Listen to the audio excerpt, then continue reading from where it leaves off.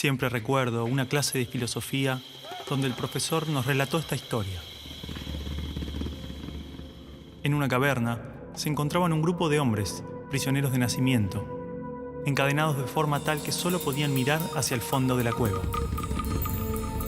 Una hoguera y figuras manipuladas por otros hombres proyectaban en esa pared todo tipo de sombras. Para los prisioneros, las sombras eran la única referencia del mundo exterior. Esas sombras eran su mundo, su realidad. Uno de los prisioneros era liberado y se le permitía ver la realidad entera fuera de la caverna. ¿Qué tanto tiempo le tomaría acostumbrarse al exterior después de toda una vida de encierro? Posiblemente su reacción sería un profundo temor a la realidad. Podría entender lo que era un árbol, el mar, el sol. Asumamos que este hombre puede ver la realidad tal cual es y entender el gran engaño que era la caverna. El profesor nos explicó brevemente las interpretaciones del mito en relación al conocimiento, la ilusión, la realidad, y cómo posiblemente estemos dentro de una gran caverna que a su vez está dentro de otra. Pero no cabe duda de la necesidad de ese hombre libre de regresar y compartirle al mundo lo que había visto.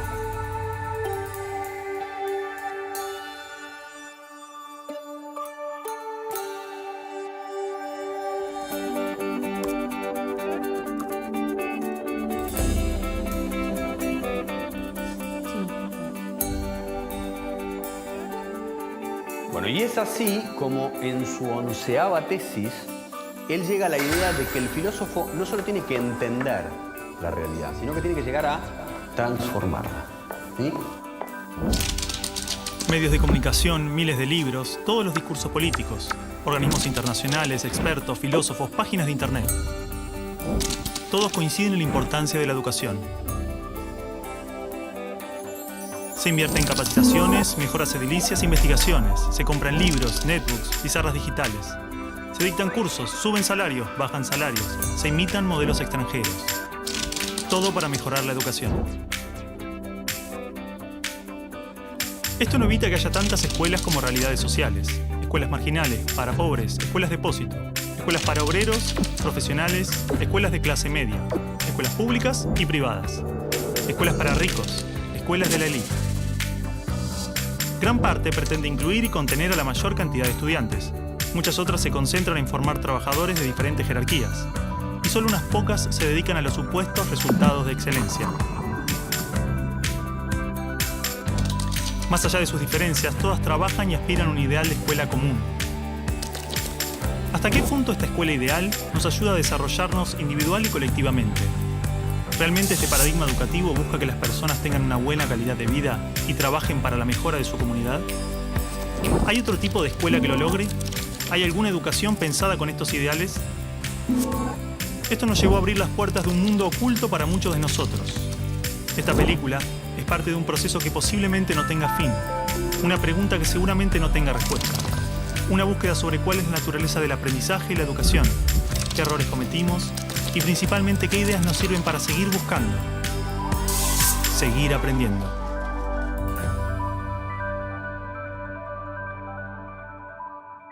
Bueno, supongo que lo que Alicia quiere, la directora quiere, es simplemente estar de acuerdo, consensuar, a ver qué es lo que se va a decir. Es un acto del colegio, el colegio tiene que saber qué es lo que se va a decir. Claro, bueno, yo medio igual. Javier, ¿en qué quedaron? Bueno, yo les propongo a los chicos, como ejercicio, que escribieran un texto, ¿no?, contándonos cuál era el balance de estos años en la escuela. Y eso es. Muy poco de lo que pasa en nuestra escuela es verdaderamente importante. Nos enseñan a estar lejos unos de otros y a competir.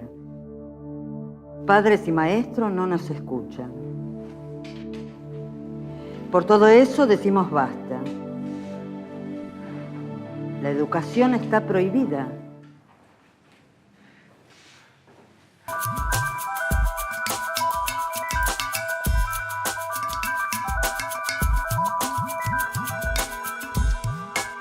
Y el estudiante no aprende después de 12 años a leer comprensivamente, no aprende las operaciones matemáticas, no aprende, en fin, aprende muy poquito.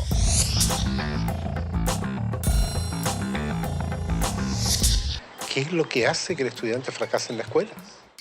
Y el convencimiento va por la comprobación de que no es el estudiante el que fracasa, es el sistema el que está más planteado. Es que las reformas educacionales actuales en boga en muchas partes están mal enfocadas. Son un arreglo cosmético de lo que nosotros pensamos que debemos mejorar en la escuela. El problema está en el modo como concebimos paradigmáticamente a la escuela. Es un problema de concepción básica.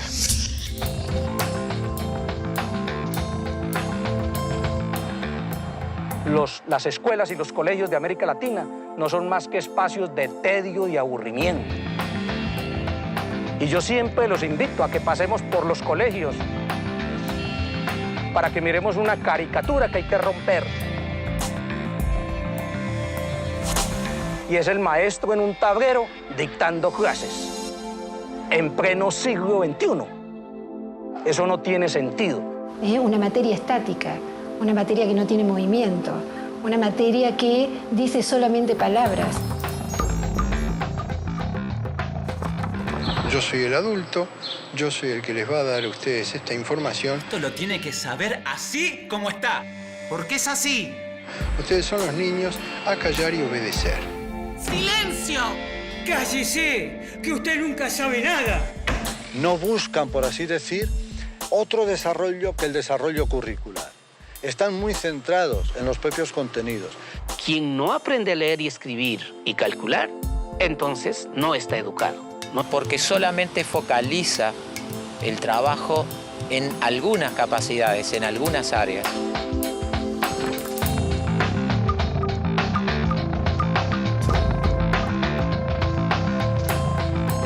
El conocimiento actual está parcializado, porque la mirada es parcial. Nosotros decimos que en las escuelas convencionales el aprendizaje es preventivo.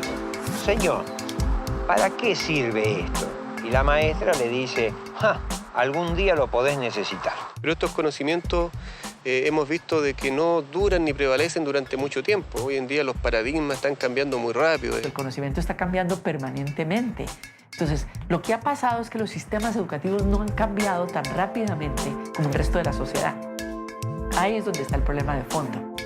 En las escuelas normales y en las facultades de educación nos dijeron que un objetivo es aquello que es medible, cuantificable y observable. Entonces empezamos a buscar la regla que nos permita medir los objetivos. Y eso se llamaron calificaciones, ya sea una A, una carita feliz, una carita triste. Pero la lógica siempre va a ser la misma. ¿Comparar qué? Comparar el sujeto, sus aprendizajes, frente a una escala estandarizada que mide qué, si cada sujeto es único, singular e irrepetible. Busca que un número defina incluso la calidad de persona que eres.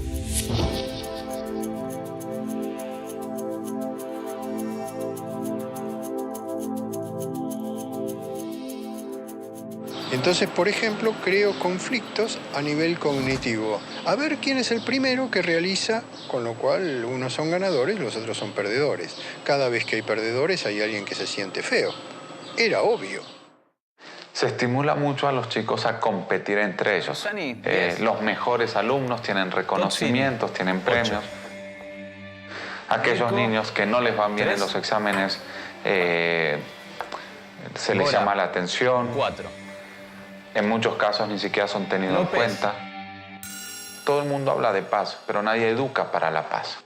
La gente educa para la competencia y la competencia es el principio de cualquier guerra. En teoría, todas las leyes de educación nos hablan de objetivos de desarrollo humano profundos, valores humanos, cooperación, comunidad, solidaridad, igualdad, libertad, paz, felicidad, y se llenan de palabras hermosas. La realidad es que la estructura básica del sistema promueve justamente los valores opuestos.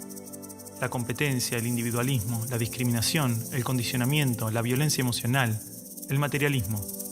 Cualquier idea que se promueve desde el discurso es incoherente con lo que la estructura sostiene. A ver, a pesar de que la escuela teoriza y discute sobre principios y valores, los discute como contenidos.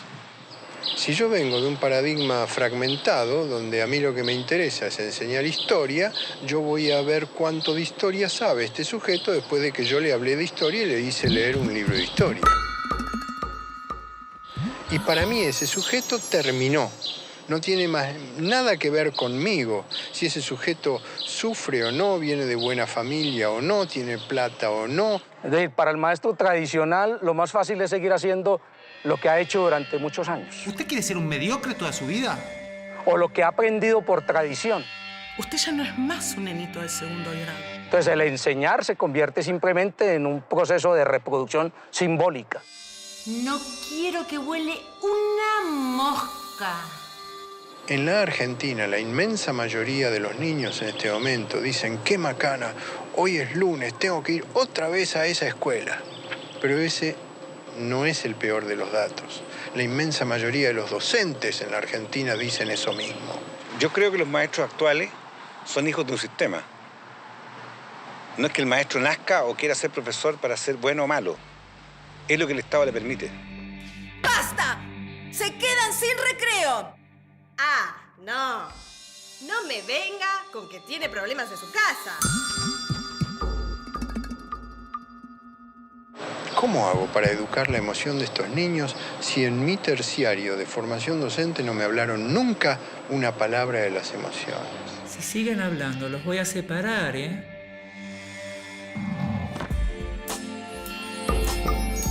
No quiero que vaya a la escuela a perder el tiempo. No quiero que vaya a pasar un mal momento.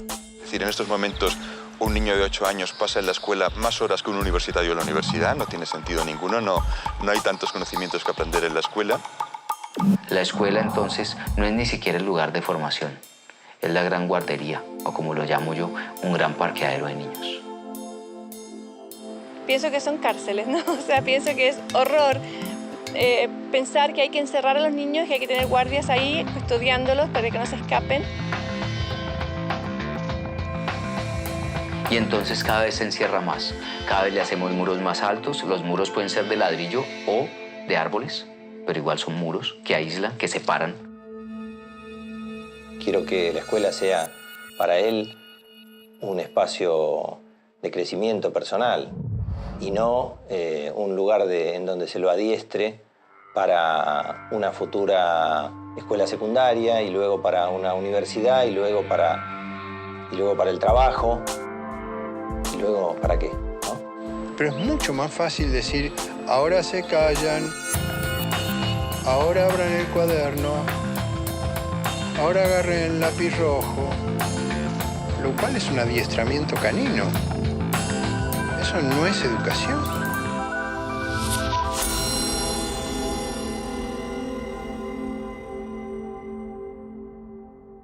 Sí, bueno, en realidad lo que los chicos me dicen es que este texto ellos pensaban leerlo en el acto. Es un boceto nada más. No es un boceto, ¿no? Así como está lo vamos a leer. No, Martín. Acá hay palabras muy ofensivas y no pueden estar atacándonos gratuitamente. Bueno, y se sienten atacados por algo será, ¿o no? Bueno, para un poco. Alicia, nosotros lo único que hicimos fue cumplir una tarea que nos dio el profesor. Por eso, Alicia, digo que es un boceto. Los chicos van a suavizar este texto. No lo vamos a suavizar, no lo vamos a suavizar. Así como está lo vamos a leer. Martín. No lo vamos a suavizar. No. Martín, esto, así como está, es una falta de respeto. Perdón, me olvidaba que decir lo que uno piensa es faltar el respeto.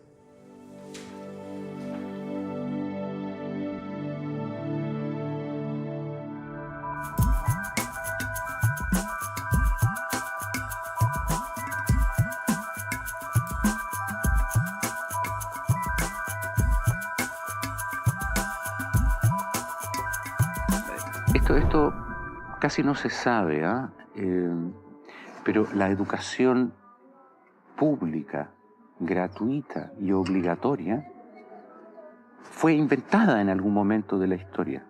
Antes no existía. La educación en la antigüedad distaba mucho de lo que hoy entendemos por educación. En Atenas clásica, por ejemplo, no había escuelas.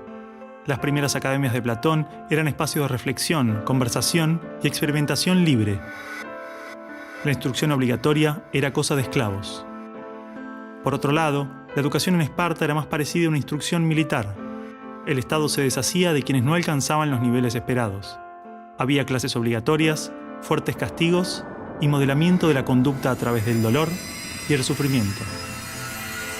Antiguamente la educación estaba en manos de la Iglesia Católica, por lo menos en el mundo cristiano occidental. Y fue recién en el siglo XVIII, en una época de la historia que se llama despotismo ilustrado, seguramente lo escucharon en el colegio, en donde se creó el concepto de educación pública, gratuita y obligatoria.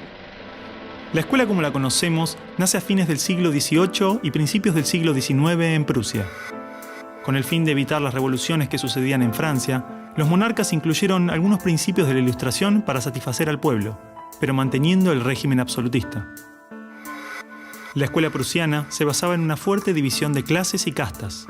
Su estructura, heredera del modelo espartano, fomentaba la disciplina, la obediencia y el régimen autoritario. ¿Qué buscaban estos déspotas ilustrados? Un pueblo dócil, obediente, y que se pudiera preparar para las guerras que hubieron en esa época entre todas las naciones que estaban naciendo. Por ejemplo, Catalina la Grande de Rusia llamó a los enciclopedistas franceses a preparar esto mismo. Diderot, uno de los más famosos, estuvo allí para armar este paquete, ¿sí?, formador, no de ciudadanos, sino que de obedientes súbditos de estos estados. Las noticias del exitoso modelo educativo viajaron rápido, y en pocos años, educadores de América y Europa visitaban Prusia para capacitarse. Con el paso del tiempo, el modelo se expandió a nivel internacional. Muchos países importaron la escuela moderna con el discurso del acceso a la educación para todos, elevando la bandera de la igualdad, cuando justamente la esencia misma del sistema provenía del despotismo, buscando perpetuar los modelos elitistas y la división de clases. Ese es el origen de la educación pública. Fíjense ustedes que Napoleón, un poco posterior, y enemigo jurado de todos estos déspotas, hizo lo mismo. Él lo decía con todas sus letras. Yo quiero formar un cuerpo docente para poder dirigir el parecer de los franceses. ¿Se entiende? Él lo tiene claro. Y eso opera, se sepa o no se sepa, hasta el día de hoy. La escuela nace en un mundo positivista regido por una economía industrial.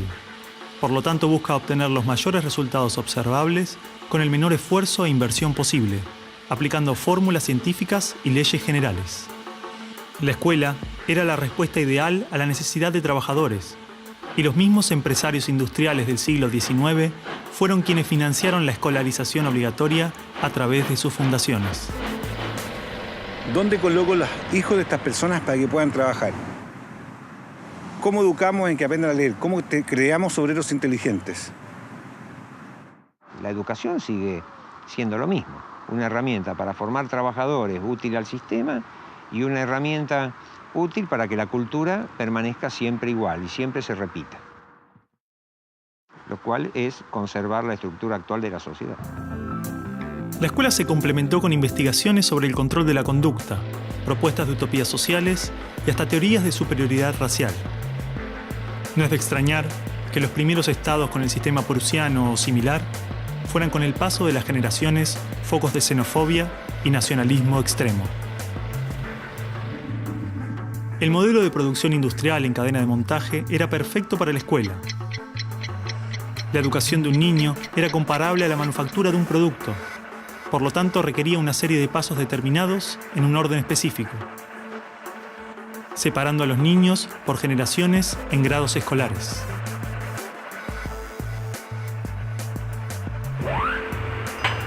Y en cada una de estas etapas trabajaría sobre determinados elementos, contenidos que asegurarían el éxito, pensados minuciosamente por un experto.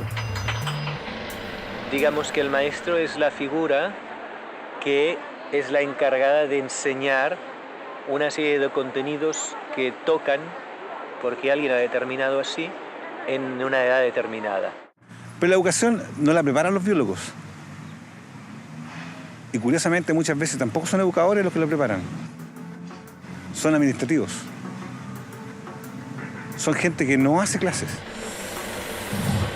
En esta cadena, una persona estaría a cargo de una pequeña parte del proceso, insuficiente como para conocer el mecanismo en su totalidad, ni a las personas en profundidad. Un docente por año, por materia, cada 30 o 40 alumnos, llegando al punto de que el proceso termine siendo meramente mecánico. La educación, como la estamos viendo hoy, es administrativa. Hay alumnos que llegan, profesores que hacen clase, alumnos que se van, profesores que se van y al día siguiente se repite el ciclo. Un profesor estatal es un funcionario en que la autoridad le dice: usted tiene que enseñar esto, esto, esto y de esta forma. Porque hay que repetírselo a demasiados niños con un profesor de demasiadas horas de clase y con pocas horas de atención de alumnos en forma privada. Entonces va a dirigir siempre a un grupo colectivo. Porque evidentemente si tengo 30 niños, no puedo pretender que todos los 30 niños quieran hacer lo mismo al mismo tiempo. Este sistema de cadena de montaje, que nace con el taylorismo, fue aplicado tanto en la industria, la escuela y el ejército de diferentes países y culturas de Occidente. Hasta hace pocas décadas la escuela tenía estas cosas de cuartel y de asilo. Incluso el recreo termina con un timbre anónimo, no humano, que indica a los niños que deben adiestrarse poco a poco para pararse en una determinada baldosa detrás de determinada cabeza para formar una fila, generalmente de menor a mayor. Durante los últimos siglos, hemos construido nuestras escuelas a imagen y semejanza de las prisiones y las fábricas, priorizando el cumplimiento de las reglas, el control social. La escuela se pensó como una fábrica de ciudadanos obedientes, consumistas y eficaces, donde poco a poco las personas se convierten en números, calificaciones y estadísticas. Las exigencias y presiones del sistema terminan deshumanizándonos a todos, porque van más allá de los maestros, directivos o inspectores escolares. Están considerados grupos homogéneos, con contenidos homogéneos que tienen que obtener resultados parejos. Que todos tenemos que saber lo mismo. A pesar de que los adultos no sabemos todo lo mismo, a pesar de que no nos dedicamos todo a lo mismo, en las escuelas todos tienen que querer hacer lo mismo y hacerlo igualmente bien. Entonces la escuela tiene poca capacidad de responder a las necesidades individuales, porque la escuela instruye. Es un centro de instrucción y es lo que hace. El que no aprende, se queda. Esa es la realidad. Esto de alguna manera ya implica que el sistema educativo es un sistema de exclusión social.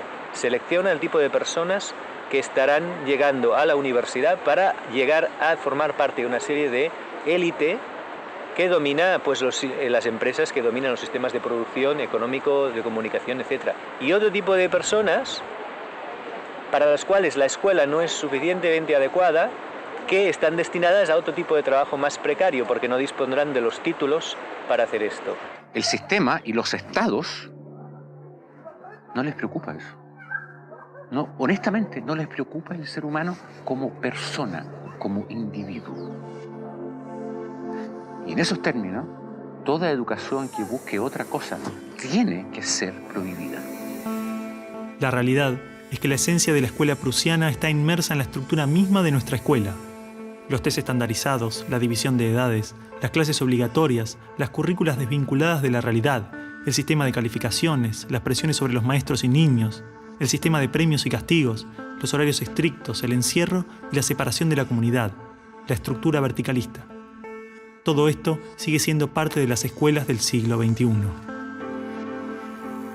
La escuela está cerrada al mundo exterior. Te explicaba el título de mi libro, del mapa escolar al territorio educativo, para indicar esa fábula del cartógrafo que cuenta Borges, que empieza a ser un mapa de un territorio determinado y se entusiasma de hacerlo lo más perfecto posible. El mapa termina reemplazando al territorio. Entonces hoy día la escuela se enclaustró, se metió dentro del mapa. ¿Qué es lo que enseña? Verdades que están en el mapa, no en el territorio. Escuela no es sinónimo de educación.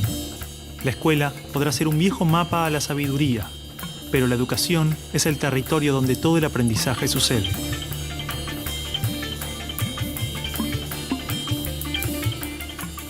¿Qué es una buena educación? ¿Lograr que la mayor cantidad de niños atraviesen los estándares de calidad? ¿Que obtengan herramientas y conocimientos que no les interesan para superar barreras que otros les imponen? ¿No era el objetivo de la educación lograr una buena calidad de vida?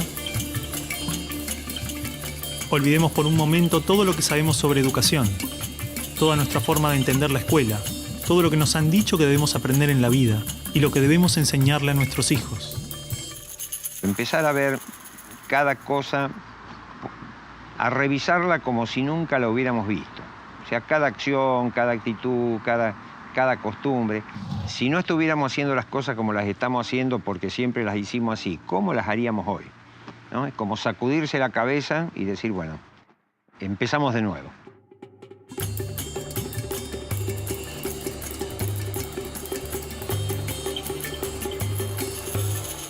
Empecemos de nuevo.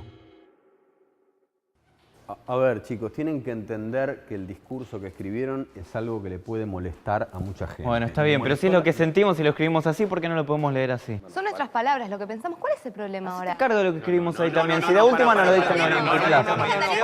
Pará un poco, Martín, porque te conozco. Te molesta todo en esta escuela. Te molesto yo, te molestan los profesores, te conozco bien. No, vos a mí no me conocés. Sí te conozco. No, no me conocés.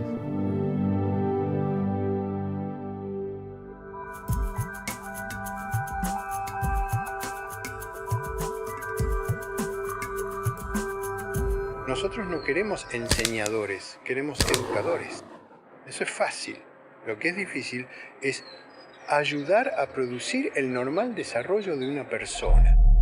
Si yo quiero hacer eso, lo primero que tengo que conocer es al ser humano intrínseco. ¿Qué potencialidades trae? ¿A qué edades trae qué potencialidades? Pero no sigue al niño, no está observando al niño. No conoce realmente al niño, a cada uno particularmente, sino que conoce mucho la teoría. Entonces es como que un adulto que sabe lo que debe hacer el niño, pero está ciego un poquito hacia la realidad. O sea, el centro de esta educación es el niño. Entonces, sí está pensada desde cuáles son sus necesidades, no desde cuáles son las necesidades nuestras como adultos.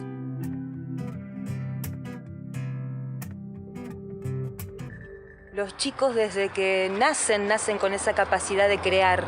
Son creativos y observadores y curiosos.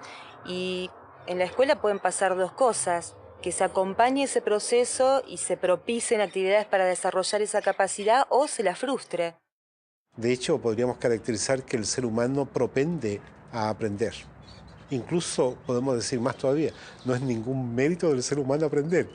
Más todavía, es que no puede no aprender.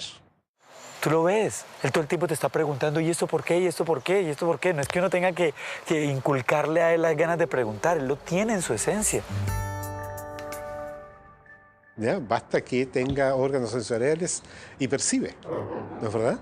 Basta que tenga su cerebro y piensa y razona, e imagina, crea, fantasea.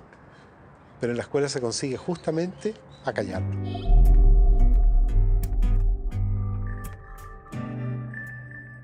De esta manera, si te fijas, cada vez, a medida que van creciendo los niños, van perdiendo su curiosidad y sus ganas de aprender. Un niño de 12 años difícilmente cuando sale de la escuela toma un libro. Son los mínimos los que hacen estos. Porque está harto, está totalmente harto de que se le diga qué debe y qué no debe hacer, y ha perdido toda curiosidad por aprender. La mente del niño tiene cualidades de aprendizaje cualitativamente superiores a las de un adulto, porque está naturalmente desarrollado para percibir lo que se le presenta, y con ello crea su mente, se construye a sí mismo. En pocos años aprende a controlar su cuerpo, puede comunicarse en varios idiomas, comprende las reglas de la naturaleza y las características de su cultura. Todo este complejo y maravilloso proceso se da de manera inconsciente. Lo aprende sin demasiado esfuerzo, por cuenta propia. De las cosas que aprendimos en la escuela, incluso cuando en la escuela aprendíamos muchas cosas, hay muy pocas que en la vida cotidiana necesitemos. Es posible que la escuela sea conveniente. Yo no creo que sea necesaria la escuela. Creo que puede ser demasiado, a lo mejor muy conveniente en la sociedad, pero podemos prescindir de ella.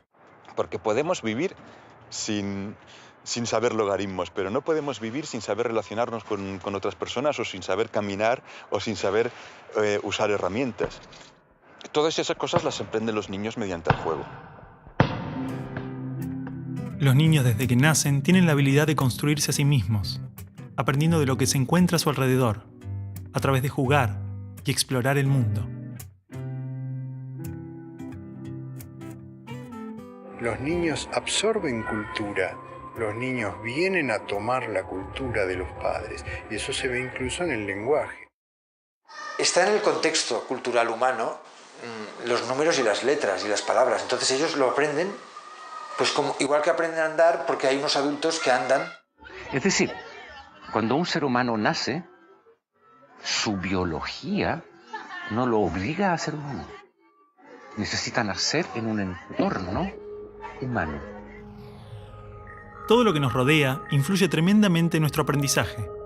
Los espacios, los tiempos, las actitudes de nuestras familias, las emociones, los gustos, las creencias. Todo es parte de ese ambiente con el que nos construimos a nosotros mismos.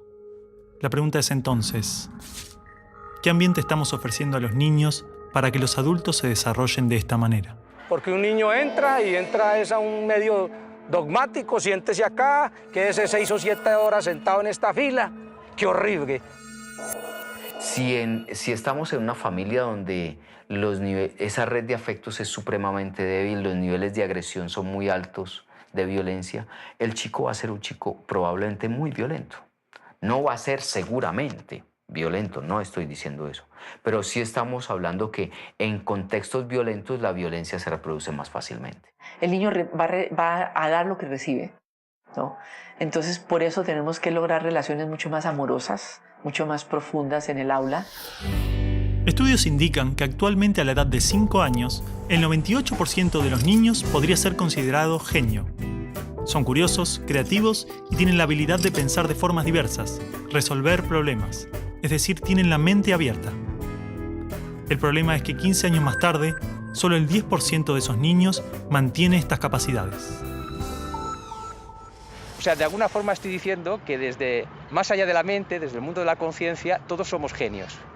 Y realmente el maestro lo que tiene que aprender es a que sus alumnos puedan abrir las puertas en su mente para que desciendan todo ese conocimiento y esa creatividad y esa genialidad que todos llevamos dentro. Si nosotros miramos a los grandes hombres de la humanidad y mujeres de la humanidad, todos han sido grandes soñadores, es decir, que han tenido una imaginación enorme. Como seres humanos, somos el resultado de miles de años de adaptación natural y evolución. Traemos dentro aquellas características que nos han permitido sobrevivir, transformarnos y crecer. Desde las ganas de comer cuando tenemos hambre, hasta la curiosidad interna del niño de explorar el mundo. Este potencial está esperando que le permitamos manifestarse. En los niños lo vemos en el juego espontáneo, en los adolescentes de hoy a través de la rebeldía y la necesidad de transformar la realidad.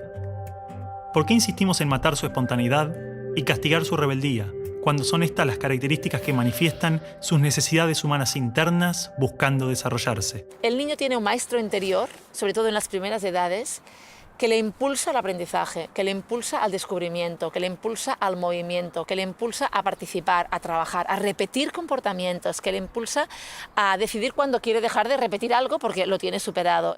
Observando cómo actúan los niños, descubrimos que usan todos los criterios de un investigador connotado, exactamente los mismos. Por supuesto que hay distintos niveles de complejidad, ¿no es cierto? Pero no hay niño que no sea sistemático en la observación. No hay niñita pequeña que esté observando que no genere experimentos. ¿Cómo podemos hacer para que sean más creativos? Ellos ya lo son. Lo único que tenemos que hacer es ofrecerles las posibilidades para que la puedan expresar de diferentes maneras. Si siguen haciéndolo, mañana van a ser científicos, mañana van a ser artistas. Hay que dejarlos. Dale, Martín, no hace falta. A ver, ¿qué ganas con esto? Ya está. Ellos plantean el tema de las notas, por ejemplo. Dicen que lo único que nos importa es la nota final, que no nos importa si estudian, no estudian, si aprenden o no aprenden. Basta, ya está. ¿Qué gano me saco las ganas de eso? No, y que además los estamos, de alguna manera, haciendo competir entre ellos por esa nota. ¿Vos pensás así también? Mira, creo que no es un planteo tan equivocado, tan errado. Evidentemente, algo de la estructura de la escuela no les hace bien. Mira, Javier, yo creo que lo que les hace mal a los chicos es la sociedad. Y con la sociedad que tenemos, lo mejor que le puede pasar es venir a la escuela, ¿no te parece? Está bien, pero digo, esto es bastante fuerte. No, Disculpen, ya sé, pero... Acá está todo lo que aprendí en 5 años de colegio. ¿Saben qué va a pasar con esto? Me lo voy a olvidar todo. Es más, ya me lo olvidé.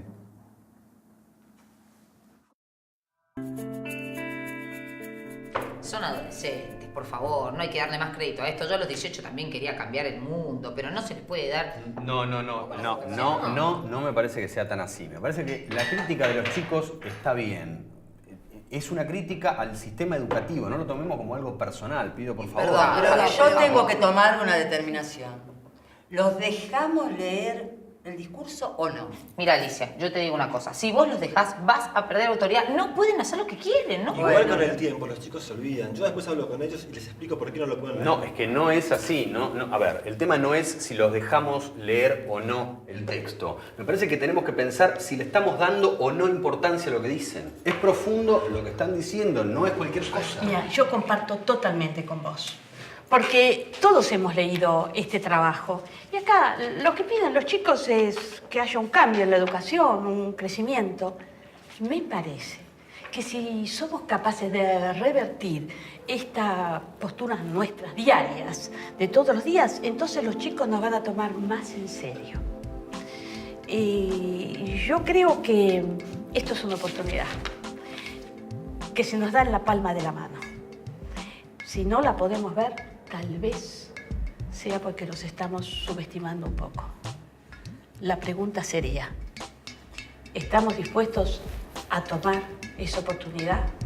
¿Y estamos preparados para ese cambio? Esto es algo que escribieron unos compañeros para leer a fin de año, pero no los dejaron. Y a mí me parece que es importante, entonces me gustaría leerlo. Hoy en día la educación está prohibida. Muy poco de lo que pasa en nuestra escuela es verdaderamente importante. Y las cosas que importan no se anotan en ningún cuaderno ni en ninguna carpeta. ¿Cómo encontrarnos con la vida? ¿Cómo enfrentarnos a las dificultades? No lo sabemos. Hablan mucho de educación, progreso, democracia, libertad, un mundo mejor. Un mundo mejor. Pero nada de eso pasa en el aula. Nada de eso pasa en el aula. Nos enseñan a estar lejos unos de otros y a competir por cosas que no tienen valor. Padres y maestros no nos escuchan. No nos preguntan nunca qué opinamos. No tienen idea de qué sentimos, qué pensamos o qué queremos hacer. ¿No sería maravilloso que podamos elegir día a día ir a la escuela? Que sea elección nuestra, no de nuestros padres. Que la escuela sea un lugar hermoso, donde disfrutar, donde jugar, donde ser libres, donde elegir qué aprender y cómo aprenderlo. Existen multitud de experiencias que se han animado a transformar las estructuras de la escuela. Experiencias de educadores que se atrevieron a pensar la escuela desde otros lugares. Muchas de ellas se han convertido en métodos formales, otras trabajan desde espacios comunitarios y populares. Algunas han elegido continuar la experiencia en forma privada y muchos otros lo hacen dentro de las aulas de la escuela pública. Estos ejemplos son prueba viva de que los esquemas tradicionales de la escuela pueden ser reinterpretados y alterados. Hay experiencias en toda clase y grupo social donde han habido educadores con intención de cambiar. Educación activa, popular, libertaria, cooperativa, libre, ecológica, democrática, holística, étnica, educación sin escuela, educación en casa. En mayor o menor medida, todas estas experiencias apuestan a pensar en el aprendizaje como un continuo crecimiento, como el intercambio vivo entre el individuo, sus pares, su entorno y su comunidad. Una educación viva. Enseñarnos que las cosas pueden ser distintas. Ese es el ejemplo que nos tienen que dar. Sus expectativas son suyas, no son nuestras. Y mientras la sigan teniendo, vamos a seguir fallando. Esta película expone una parte de las ideas que encontramos. Hemos visitado algunas de todas las experiencias que existen y solo unas pocas las conocimos en profundidad. No existe una sola forma, no existe el mejor modelo. La verdadera diversidad existe cuando se respeta y experimenta la diversidad en todas sus dimensiones. Todas estas experiencias son valiosas porque son el fruto de personas que dedicaron su vida al aprendizaje. Existen desencuentros y coincidencias, pero no cabe duda de que todos aportan al mejoramiento de la educación. Necesitamos que sus ideas y prácticas salgan a la luz, poder conocer sus aportes, historias, riquezas y limitaciones, compartir recursos, intercambiar visiones y construir juntos un nuevo paradigma educativo. Por todo esto decimos basta. Basta de decidir por nosotros. Basta de calificarnos, basta de imponernos. Ni las ciencias, ni los exámenes, ni los títulos nos definen. Acá estamos para eso, para hablar, para compartir nuestras ideas. Aprender que las cosas se pueden cambiar. Nosotros vamos a decidir qué queremos ser, hacer, sentir o pensar. Hoy más que nunca, existen los recursos para que estas experiencias se multipliquen y diversifiquen. Existe la posibilidad de que la escuela se reencuentre con la educación, que sea un espacio construido y gestionado por toda la comunidad, que responda a las necesidades de las personas y su entorno. Creemos que la educación está prohibida. No por culpa de las familias, no por culpa de los chicos, no por culpa de los docentes. La educación la prohibimos todos. Cada vez que elegís mirar para otro lado en vez de escuchar. Cada vez que elegimos la meta en lugar del trayecto. Cada vez que dejamos todo igual en lugar de probar algo nuevo.